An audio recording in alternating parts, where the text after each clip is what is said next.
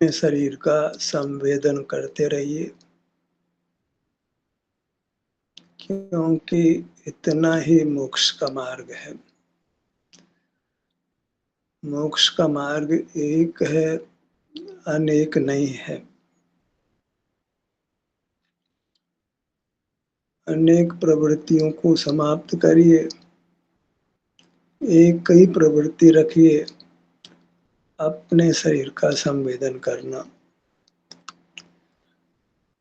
उस प्रवृत्तियों को करना आवश्यक हो, उनको छोड़कर फिजूल की प्रवृत्तियों को मत करिए। प्रवृत्तियों की संख्या कम करते जाना है, इतना कि फिर एक ही प्रवृत्ति रहे, अपने शरीर का जागरूक रहकर संवेदन करना। जागरूकता से आशय है कि अपने आप संवेदन हो, उससे काम नहीं बनेगा। सब जीवों को अपने शरीर में सुख दुख का यदा कदा अनुभव होता है, हमें यत्न पूर्वक करना है। वही आशय जागरूक रहकर उसे आवास में उपादेय जानकर, मोक्ष मार्ग जानकर, सुख का मार्ग जानकर हमको अपने शरीर का संवेदन करना है। शरीर में जो भी सुख दुख स्थिति है, उसका हमको अनुभव करना है। इसी से हमारा शरीर स्वस्थ होगा पूरी तरह, और हम पूर्ण सुख को प्राप्त करेंगे। शरीर में कोई बाधा नहीं रहेगी। भूख प्यास निहार निद्रा जो सामान्य जनों को रहती है, संसारी प्राणियों को, वह कुछ भी रहने वाली नहीं है। कोई बाधा होती है तभी हम बाह्य पदार्थों का आश्रय करते हैं। ठंड लगती है, गर्मी लगती है तो बाह्य पदार्थों का आश्रय करते हैं। तो फिर कोई ठंड भी नहीं लगेगी, गर्मी भी नहीं लगेगी, किसी बाह्य पदार्थ की आवश्यकता नहीं होगी, तो उनको जुटाने का प्रयत्न भी नहीं करना पड़ेगा। कब? जब हम एक ही काम अपने सिर पर लेते हैं और कोई भार अपने पर नहीं लेते, कोई बाह्य प्रवृत्ति अपने पर नहीं लेते। अति आवश्यक प्रवृत्ति को छोड़कर, जहाँ समझ लीजिए कि जीवन के लिए आवश्यक है, अन्य किसी प्रवृत्ति को नहीं करना है। असल में संवेदन के साथ का जीवन ही जीवन है, वही सुखी जीवन है। बाकी जीवन ही नहीं है, दुख का जीवन को जीवन नहीं है। तो सुखी जीवन के लिए तो एक ही प्रवृत्ति है, अपने शरीर का एहसास करना, संवेदन करना, अपने शरीर में ही उपस्थित रहना, इसी में विहार करना। हमको शरीर अनुभूत है, इसमें हमने सुख दुख का संवेदन भी किया है, इसलिए कोई नूतन अनुष्ठान नहीं है। इससे, इस अनुष्ठान से हम परिचित हैं, बस जागरूकता से नहीं हो रहा, होश हवास में नहीं कर रहे। अपने आप ही शरीर में सुख दुख का अनुभव हो जाता है। हमारी रुचि तो बाह्य कार्यों में ही रहती है, बाह्य प्रवृत्ति में ही। तो उसका नाम, उस संवेदन जो हमको यदा कदा अपने आप हो जाता है, वह जागरूक संवेदन नहीं है, और उससे मोक्ष नहीं होगा। क्योंकि हम बुद्धि पूर्वक उपादेय बुद्धि से तो अन्य काम कर रहे हैं। दो कार्यों में उपादेय बुद्धि नहीं हो सकती है, विरुद्ध कार्यों में। शरीर का संवेदन करना भी उपादेय है, और बाहर के काम काज करना भी उपादेय है। तो बाहर के काम काज करना एक, समझ लीजिए कि मजबूरी है, परिस्थिति ऐसी है कि उस काम को निर्वाह करना पड़ता है। लेकिन मोक्ष मार्ग की अपेक्षा वह उपादेय नहीं है। माता पिता की सेवा करते हैं, बच्चों को पालते हैं, ये सब काम हम करते हैं, पर ये कोई मोक्ष मार्ग नहीं है। मोक्ष मार्ग की बुद्धि से इन कामों को नहीं किया जाता है। बाहर में रहते हैं तो फिर वहाँ बाहर का जीवन योग्य होता है, तो वह कोई मोक्ष मार्ग नहीं है। मोक्ष मार्ग तो आभ्यंतर जीवन है। बहिर्मुखता कोई मोक्ष मार्ग नहीं है, क्योंकि उसके साथ अनिवार्य रूप से कसाई जुड़ी होती है और भ्रम भी रहता है, तो वह कोई मोक्ष मार्ग नहीं बनता है। संसार मार्ग है, तो मोक्ष मार्ग के लिए तो एक ही पदार्थ वो अपनी मूर्त है। हमारे लिए वही सर्वस्व है। लक्ष्य अपने शरीर का है, वहाँ के स्वास्थ्य की स्थिति को भोगने का है। जैसे एकलव्य को धनुर्विद्या सीखनी है तो बस वो धनुर्विद्या का ही पुरुषार्थ करता है। द्रोणाचार्य की प्रतिमा सामने रख करके आप धनुर्विद्या का अभ्यास करता है। एक ही लक्ष्य है। अर्जुन को चिड़िया को अभेद करना है नेत्र पर, तो नेत्र ही दिखता है, बाकी शरीर मानो उसकी दृष्टि का विषय नहीं है।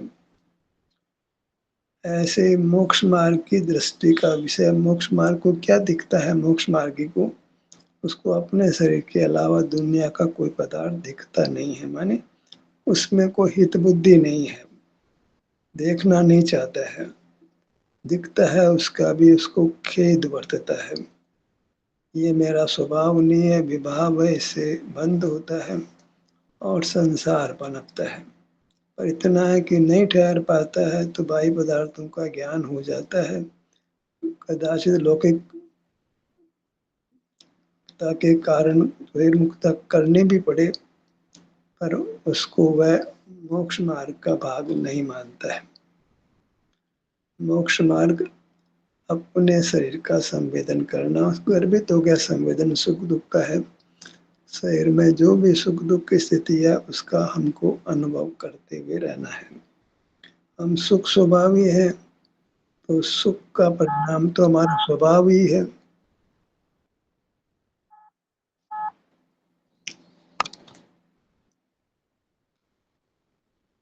उसमें सुख को तो सब कोई चाहते ही है। सुख की स्थिति को तो हमने प्रीति पूर्वक भोग ही लेना है, दुख की स्थिति को शांति से सहन कर लेना है। इसी विधि से हम संसार दुखों से मुक्त होंगे। हमको अपने दैनिक जीवन का परीक्षण करते रहना है। सबसे महत्वपूर्ण बात है कि हम क्या कर रहे हैं, हमको यह होश हवास रहे।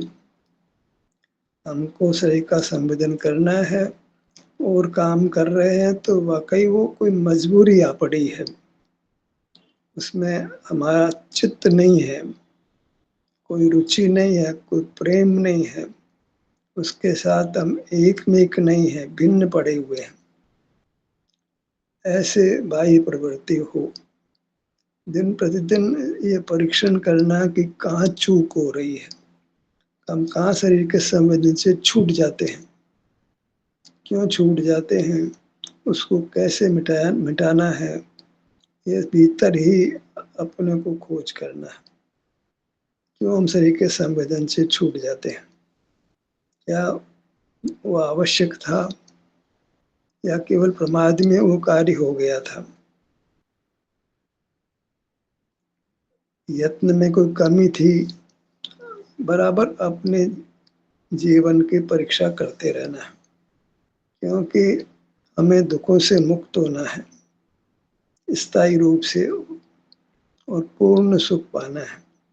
उसमें शरण केवल अपने शरीर की है, इसको शास्त्रीय भाषा में अपना क्षेत्र, अपना विस्तार, अपनी वास्तु। पर वस्तु, उसका क्षेत्र, उसकी वास्तु प्रतिबिंबित हो सकती है, मूर्त की प्रतिमा हमारे को उपलब्ध नहीं होती है। उसमें कोई हमको शारीरिक सुख दुख भी नहीं होता है, वैश्विक सुख दुख होता है। तो वह तो सब विषय से संबंध रखता है। वैश्विक नाम दिया मैंने, उसका संबंध वास्तव में हमारे साथ है ही नहीं। आम को भोगा, केले को भोगा, अमरूद को भोगा, भोजन खाया, तो आप नहीं है, परद्रव्य है। ज्ञान के साथ गेल है, अन्यथा ज्ञान का अस्तित्व नहीं बनता है। ऐसे ज्ञान के बिना ज्ञेय का अस्तित्व नहीं बनता है। जैसे कोई पिता नहीं बन जाता है, पुत्र हो तो पिता बनता है, माता हो तो पिता बनता है, अकेला पिता नहीं बन जाता है। ऐसे ही ज्ञान होता है तो इंद्रियां होती है, मोह का उदय हो तो ज्ञान होता है। तो वास्तव में वह अत्यंत पराधीनता से हुआ कार्य है, अपना निजी अधिकार नहीं है उसमें, अकेले कर ही नहीं सकते। शरीर का संवेदन करने के अलावा सब प्रवृत्ति है, वे सब जॉइंट वेंचर है, पार्टनरशिप का काम है, अकेला नहीं कर सकते। और जो काम अकेले कर सकते हैं वही मोक्ष का मार्ग है, क्योंकि अकेले करना मैंने स्वाधीनता से करना। हम कहते हैं हम अकेले आंखों से देखते हैं, आंखें आप नहीं हो ना, आंखें उद्गल द्रव्य है, तो वह एक जॉइंट वेंचर हो गया, माने किसी के सहाय से काम हो रहा है, तो वह प्रवृत्ति संसार मार्ग हो गई। तो हम देखें कब आंखों से देख रहे हैं, कब कानों से सुन रहे हैं, कब नासिका से सूंघ रहे हैं, कब जिह्वा से चख रहे हैं, कब छू रहे हैं, ये सब विरुद्ध प्रवृत्तियां हैं। कानों से सुनना विरुद्ध प्रवृत्ति है, आंखों से देखना विरुद्ध प्रवृत्ति है, नासिका से सूंघना विरुद्ध प्रवृत्ति है, जिह्वा से चखना विरुद्ध प्रवृत्ति है, स्पर्श से छूना विरुद्ध प्रवृत्ति। विरुद्ध प्रवृत्ति माने वो धार्मिक नहीं है, धर्म ने अधार्मिक क्रिया है। अधर्म को उसको एक शब्द में कहो तो पाप क्रिया है, वो स्वरूप से पतित है, सो पाप क्रिया है। हम अपने शरीर के एहसास से छूट गए तो पतित हो गए, च्युत हो गए, मैंने पाप में पड़ गए। वो तो बंद होता है तो फिर शरीर में वेदना होगी, भूख भी लगेगी, प्यास भी लगेगी, मरण भी होगा, जन्म भी होगा, रोग भी होगा, बुढ़ापा भी होगा। फिर एक तकलीफ थोड़ी है, अनेक तकलीफों से गुजरना पड़ेगा। अनेक प्रवृत्तियां, अनेक तकलीफ। एक ही प्रवृत्ति हो, अपने शरीर का संवेदन करना, तो अन्य कामों का भार लेना ही नहीं। धन के लोभ में, नाम के लोभ में या भ्रम से अन्य प्रवृत्तियां हम करते हैं, वे सभी हमारे लिए अहितकर हैं, और ये जानकर उन सब प्रवृत्तियों को हमने यत्न पूर्वक छोड़ना है, और यत्न पूर्वक अपने शरीर के विभिन्न भागों का संवेदन करना है। अपने आप नहीं होगा, अपने आप तो संस्कार वसा बहिर्मुख होंगे। कोई गृहिणी है, घर के काम काज में का दिमाग लगता है, कोई बाहर का काम देखता है तो बाहर के काम और पैसे का हिसाब किताब देखता है। दोनों ही अपने शरीर के संवेदन से जो मोक्ष मार्ग है, सुख का मार्ग है, उससे च्युत हैं। भले मान लेते हैं कि मैं आजीविका करता हूँ तो ये सुख का मार्ग है, गृहिणी सोचे कि मैं घर का काम करती हूँ तो सुख का मार्ग है, ये कोई भी सुख के मार्ग नहीं है। बाहर में अनेक काम करते हैं, मार्ग एक ही है, और बाहर में वो मार्ग होता नहीं, बाहर में वो काम करते ही नहीं है, वो मार्ग तो भीतर में होता है। बाहर के सभी काम हैं, सभी प्रवृत्तियां हैं, वे सुख के लिए नहीं है। हम समझते तो यही कि सुख के लिए करते हैं, पर वास्तव में उनसे सुख होने वाला नहीं है। क्या होगा? दुख ही होगा। कोई तात्कालिक दुख की कुछ निवृत्ति हो जाती है, उसका नाम सुख नहीं है। भूख लगी है, भोजन कर लिया है तो भूख की तकलीफ मिट गई है, तो वह कोई सुख की प्राप्ति नहीं है। आज मिट गई, थोड़ी देर बाद फिर भूख लगेगी, तो पराधीनता बनी रह गई। कदाचित ऐसा होता है कि भूख लगी, भोजन करी, फिर अनंत काल के लिए भूख नहीं लगे तो भी मान ले, पर ऐसा होता नहीं है। हर परिणाम बाहर का है, वो संस्कार बनाता है और हमें उस पदार्थ को दोबारा ग्रहण करने की आवश्यकता स्वतः उत्पन्न हो जाती है। हर परिणाम अपना संस्कार छोड़ता है, वो अपने को दोहराना चाहता है। अनुभव का परिणाम भी दोहराना चाहता है। चुनाव तो यह है कि हम कौन सा परिणाम करते हैं। अभी कर लेते हैं, आगे नहीं करेंगे सो नहीं होगा। उसकी पुनरावृत्ति स्वयं हो जानी है, अनजाने में हो जाएगी। नहीं चाहते हैं तो भी वो प्रवृत्ति नींदों में हो जाएगी, बेहोशी में हो जाएगी। प्रवृत्ति के प्रति हे बुद्धि होती है, उसको हम रोकते हैं, नियंत्रण करते हैं, तो ही उसका संस्कार मिटता है। और जो कार्य है उसको बार बार करके संस्कार डालते हैं ताकि उसका विस्मरण नहीं हो, उस कार्य को भूले नहीं। अंदर से ही उसकी आवाज उठे, उसकी मांग उठे और उस काम को हम करते रहें। भूमिका हुई, आई अपने सिर के भाग पर।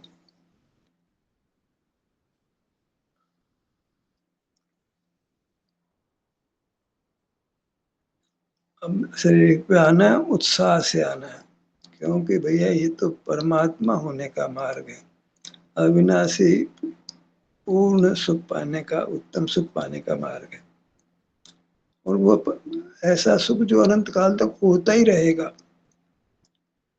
कुछ समय यत्न पूर्वक अपने शरीर का एहसास कर लें तो उसके बल में अनंत काल सुख मिलता रहेगा।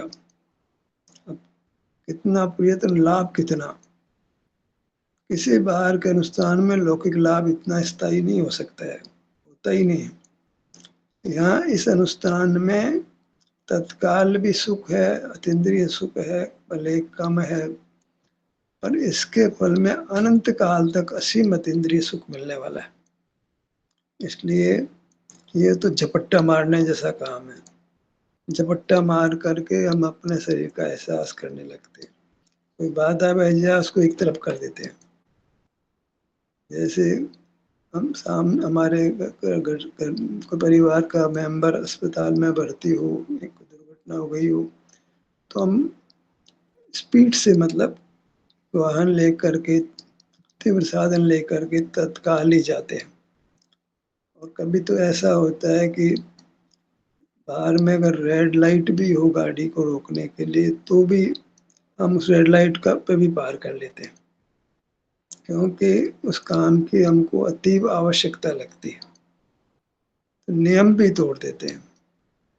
पर यहाँ तो कोई नियम नहीं तोड़ना है। यहाँ तो नियम यही है कि अपने शरीर का एहसास करना है। तो उस काम को हम तत्परता से, पूरे यत्न से, पूरे प्रमोद से उस काम को हम करते हैं। ललाट के भाग पर आइए।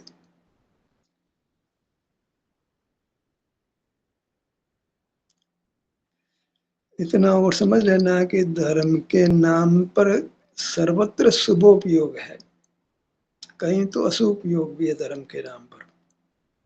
जहाँ जीव हिंसा धर्म के नाम पर की जाती है, सभी धर्मों में कहीं कम कम ज्यादा हिंसा धर्म के नाम पर की जाती है। तो वह तो शुभ क्रिया भी नहीं है, अशुभ क्रिया। बलि देते हैं, रावण को हर साल जलाते हैं, मारते हैं, होलिका को जलाते हैं, देवी को बलि देते हैं। तो वो सब धर्म के नाम पर होता है। यहाँ तक कि अपना पुत्र मर जाए तो पुत्र वधि को सत्य पुत्र के साथ जिंदा जला देते हैं, सती कर देते हैं धर्म के नाम पर। तो बाहर में तो जगत के जीव इतने ज्यादा कषाय में खड़े हैं, मोह में खड़े हैं कि उनको हित अहित का कुछ विवेक नहीं बरतता है। तो बाहर के जीवों के साथ तो संगति जैसे करने जैसा ही नहीं है। तो किसके साथ संगति करें? बस अपनी मूर्त के साथ ही हमको संगति करना है। बहुत विरल जीव आपको ऐसे मिल सकते हैं जिनको अपने शरीर में उपस्थित रहने की भावना वर्तती है, तो कदाचित उनका संग हम कर सकते हैं। भ्रूमध्य पर आइए।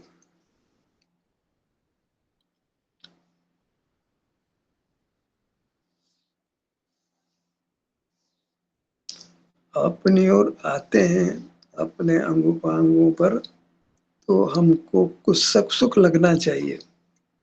तब माना जाएगा कि वाकई हम अपने अमूर्त भाग तक पहुंचे हैं। अन्यथा कहीं वृत्ति संवेदन रूप हुई नहीं है, ऐसे कल्पना लोक में जी रही है। हमें शारीरिक सुख दुख का अनुभव होना चाहिए जब अपने विस्तार में अपने किसी अंगोपांग से जुड़ते हैं।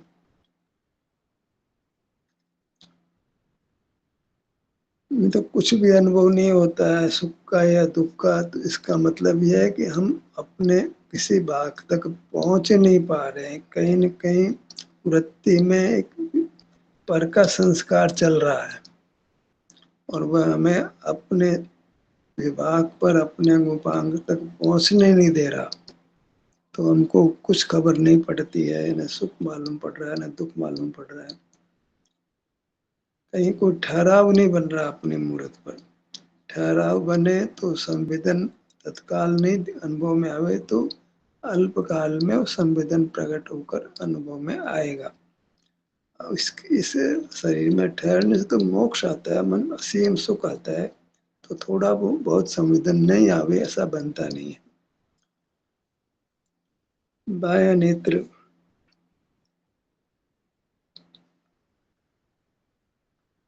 दाया नेत्र। नेत्रों से तो जीवन चल रहा है, किसी की दिखाई पड़ना ही बंद हो जाए तो अलग बात है। बाकी नेत्र तो जन्म के साथ मरण तक जैसे मानो खुले ही रहते हैं। एक निद्रा है वो, तो उस समय तो नेत्र बंद हो जाते हैं। बाकी तो मानो जैसे नेत्र बंद करना हमको आता ही नहीं। तो मोक्ष मार्ग कैसे बनेगा? ये एक तो प्राथमिक है कि जब भी कोई काम नहीं है तो नेत्रों को बंद कर लेना, पहला अनुष्ठान है। तो शरीर का एहसास, तो फिर उसमें कुछ समय भी मान लो लगे कोई कारण से, लेकिन नेत्र बंद करने में तो आवश्यकता नहीं है, तो कोई प्रमाद करना ही नहीं है।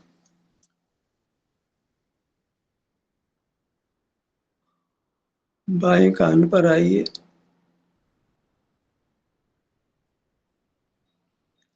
दाएं कान पर आइए।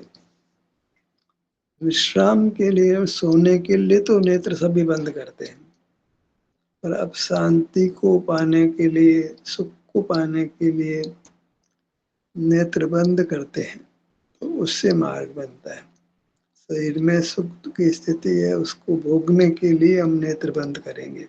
केवल नेत्र बंद करने के लिए नेत्र बंद नहीं करते हैं। असल काम तो नेत्र बंद करने के बाद होता है कि हम अपने शरीर की सुख की जो स्थिति है उसको भोगते हैं। होठों के भाग पर आइए।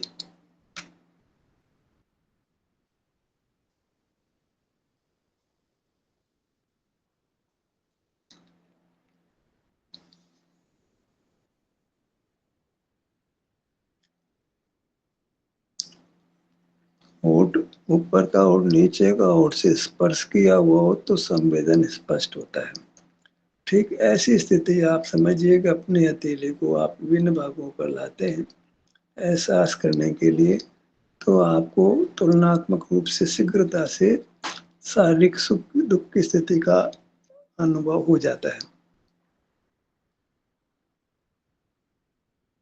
तो उसका भी यथा जब जैसा बनाव बने, मन चंचल बहुत हो, तो अब हथेली को किसी भाग शरीर के भाग से छुआ करके एक शीघ्र संवेदन की स्थिति में आकर हमको ठहरना चाहिए। मुख के भीतर ऊपर की दंत पंक्ति,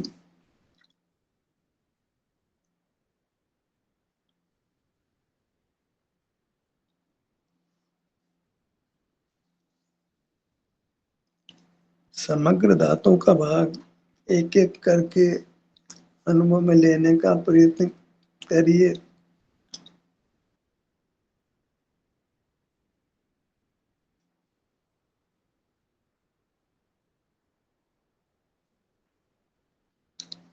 नीचे की दंत पंक्ति, एक भी दांत दर्द करता हो तो जीना कठिन हो जाता है। इसलिए हमें किसी भी दांत की उपेक्षा करना योग्य नहीं है। अपने ध्यान को अपने हर दांत पर लाने का प्रयास करना योग्य है।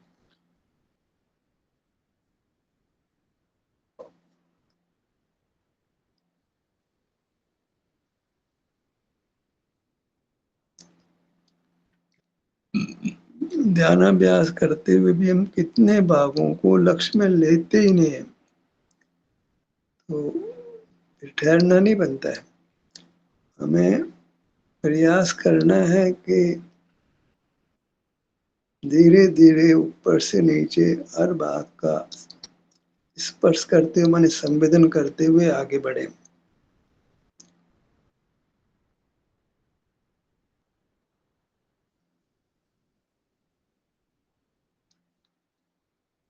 बायां गाल, दायां गाल,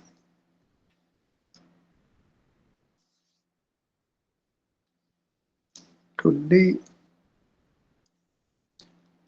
जब भी हमारा जीवन बन जाता है तो फिर आगे पीछे हम हर भाग को कवर कर ही लेते हैं।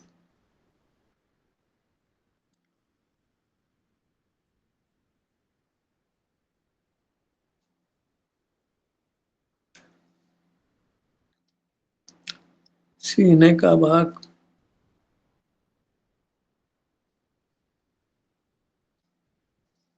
हृदय स्थान,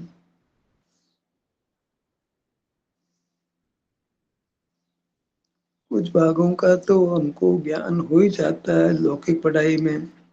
तो भाई हृदय स्थान है, ये बाएं फेफड़े का स्थान है, दाएं फेफड़े का स्थान है, ये पसलियों का भाग है, ये पेट का भाग है। बंद नेत्रों से भी हमको इस प्रकार से अनुभव हम करते आए हैं, होता है।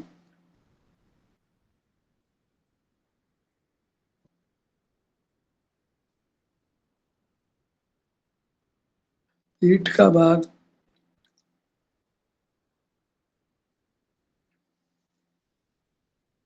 दाएं भुजा, दाएं हथेली,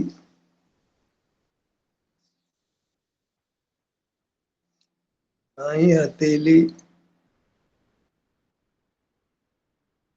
हथौलिया का उपयोग भी बहुत होता है। तो यहाँ भी संवेदना तुलनात्मक रूप से जल्दी प्राप्त हो जाती है, स्पष्ट प्राप्त हो जाती है। इसलिए हथेलियों को अपने ध्यान का ध्येय बनाइए, मतलब यहाँ उपस्थित रहने का प्रयत्न करिए। ऐसे हमको पूरे विस्तार में, पूरे शरीर में इसको आनंद मूर्ति मानकर, भगवान की मूर्ति मानकर, इसके प्रति असीम आदर का भाव रखकर, भक्ति का भाव रख करके हमें इसमें विचरण करते रहना है। ध्यान का सत्र यहीं समाप्त होता है। आपकी सहभागिता के लिए धन्यवाद।